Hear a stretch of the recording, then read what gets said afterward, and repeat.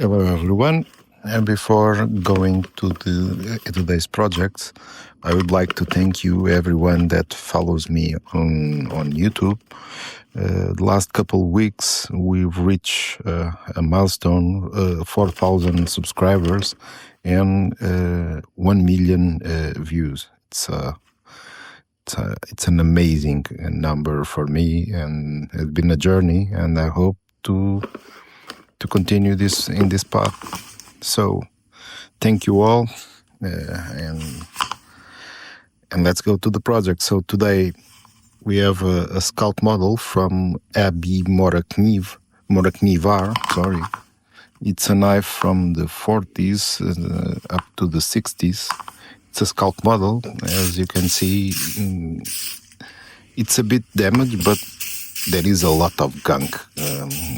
It's very dirty. So first step, you using WD-40.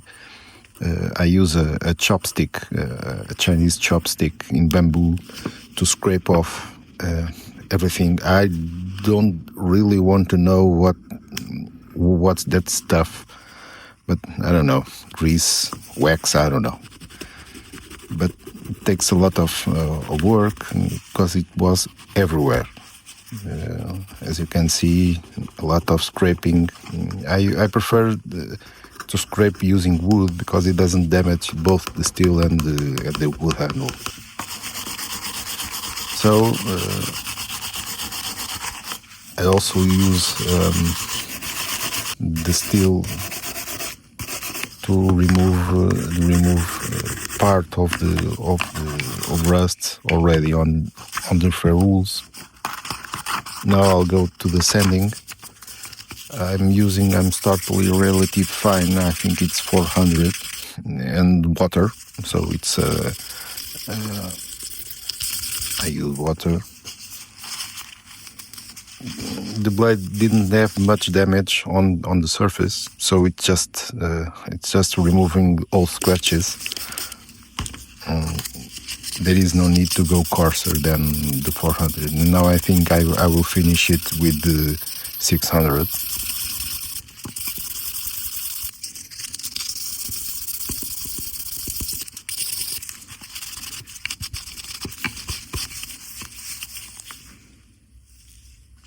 The sides look great.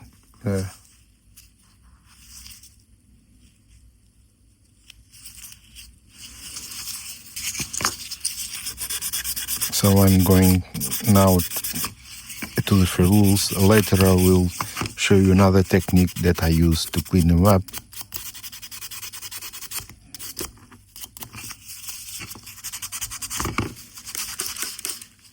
So now the reprofiling, the edges had a little bit of damage, so I'm starting to put a completely new edge using the coarse Chinese plates, diamond plates. I think it's 80 grit or something. It's just back and forward, and always with a steady hand, so you can re-achieve the scanty grind. The scanty grind is the edge profile, the easiest edge profile to put on a knife. So you just place the edge, lay flat on the stones and rub it. Once again, I'll do the progression with diamond plates. The red one is 600, I think. Then I go directly to the 6,000. All of this, both the yellow and the bigger one, are made by DMT. There were some deep scratches on the blade, so I choose to use a bit of sandpaper to try to remove them in some spots. I use a piece of wood that gives me a wet shape that I can reach all the spots that I needed. So to finish the edge, I'm using diamond strops. These are diamond spray compounds that I'm making. It's 7 microns, 2.5 microns there, and 0.5 microns. 0.5 is just to polish, nothing else. It doesn't do much sharpening, but it's more for the polishing than for sharpening. I think for these steels, the 2.5 microns, it's more than enough. And the edge is totally restored. Now, this is the method I was referring earlier. I just mask the sanding paper, because these ones are just paper. So I put a bit of painting mask on the back, and then I will cut strips. The tape on the back makes the strip much more resilient and will not break or tear under pressure.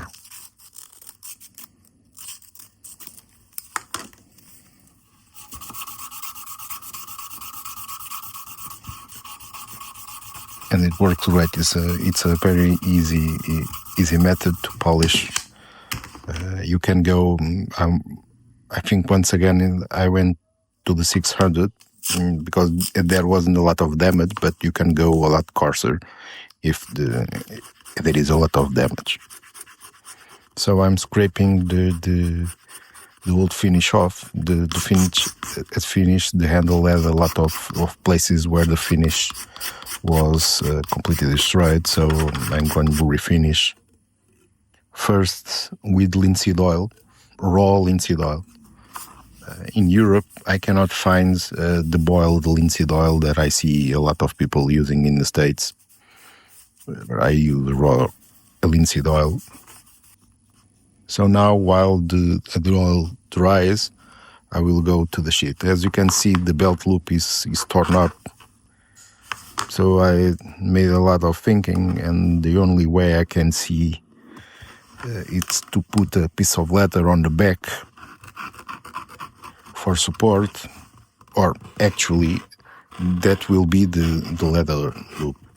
So the front part I will maintain for history, the whole piece of leather, but the back part that I'm going to glue, it's the one that is going to give support if a user want to use it on the belt.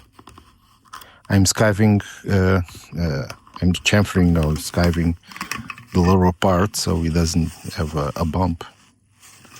I'm using white spirits to remove any oil or dirt or before gluing. And there was a lot of stuff on the back of the leather. It's a very old leather, so probably 60 or 80 years. So I'm using regular contact cement that I use on all my leather stuff. It's very easy to apply. So you put glue on both sides, on both pieces, let it dry. When it's not tacky, you just apply pressure.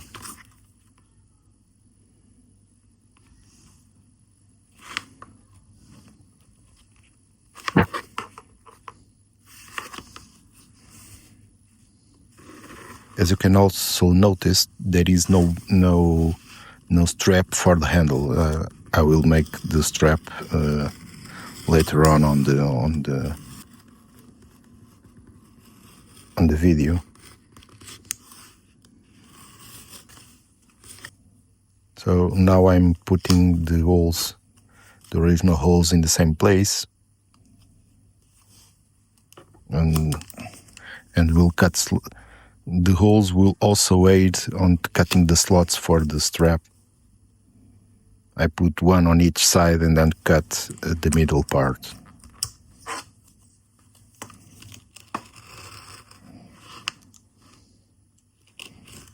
So I think this is the best way to retain the leather. I could completely remove the back and put a new piece of leather, that could also work, but will be a lot difficult because there are those rivets that I could not replace. So this is a simple way to reuse the same sheet. So I'm placing, I'm doing some holes. Although the piece of leather is glued and will not go out. I'm putting some stitches around the sheet or around the belt loop, just in case, just the leather doesn't move.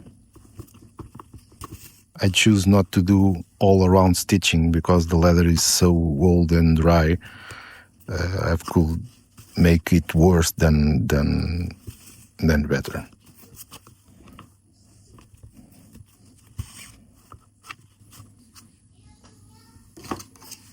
So this green gunk you see, I confess that I'm not totally sure, but I think this is oxidation from the brass metal fits.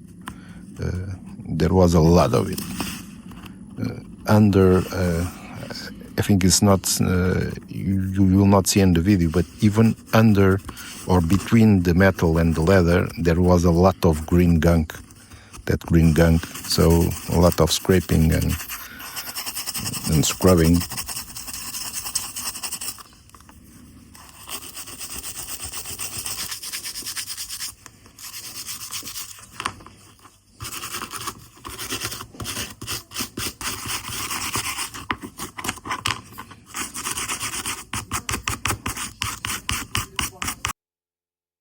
So I'm using fine, I think it's 000 steel wool.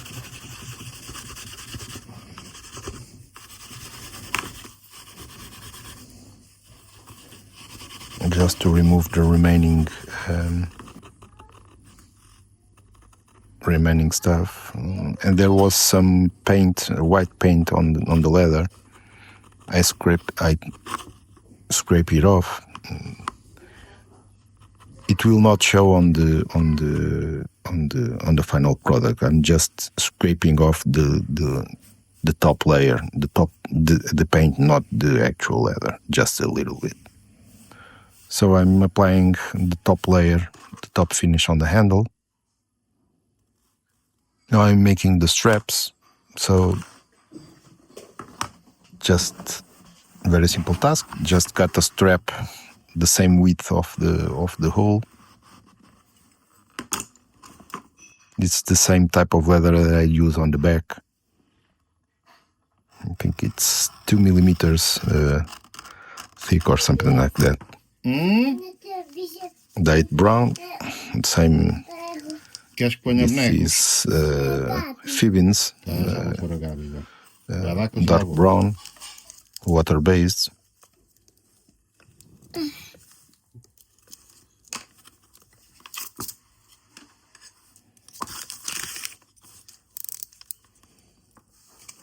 O pai pode ser aqui, chocolate.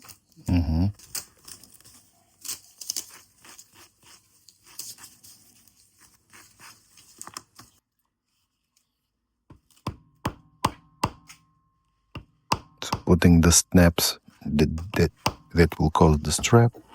Depois eu estou para fazer uma coisa.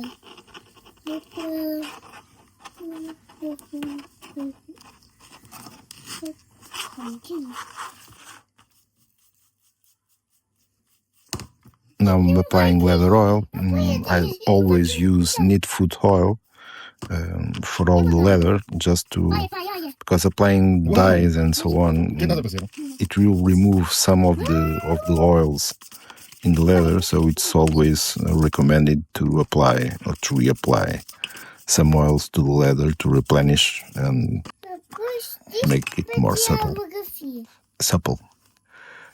And some leather balm, just to finish it off. As you can see, the stitches, and to finish the blade, some Autosul metal polish, just to give it the final touch.